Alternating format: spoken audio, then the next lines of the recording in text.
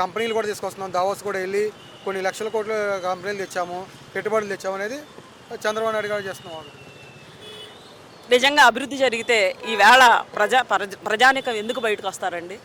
ఈవేళ ఈ ప్రైవేటీకరణ మూలంగా జనం మొత్తం బయటకు వచ్చారు. మాకు ఈ ప్రైవేటీకరణ ఏది అంటే ఏ సెక్టార్ చూసినా కానీ ప్రైవేటీకరణ కాబట్టి ఇది నిజంగా హర్షించదగిన విషయం కానే కాదు.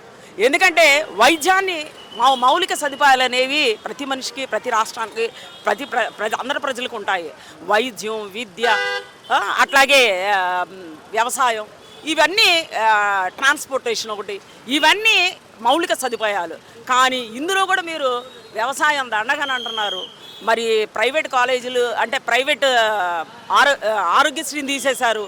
మరి మెడికల్ కాలేజెస్ ప్రైవేట్ పరం చేస్తున్నారు. విద్య చూస్తే ఇంగ్లీష్ మీడియం విద్య దండగని చెప్పేసి అసలు ఇదివరకు ఉన్నటువంటి బిడ్డలకు పెట్టే ఆహారం విషయంలో కానీ, వాళ్ళకి ఇచ్చిన డ్రెస్ విషయంలో కానీ, బుక్స్ విషయంలో కానీ, స్కూల్స్లో కానీ నాణ్యత అనేది లేదు.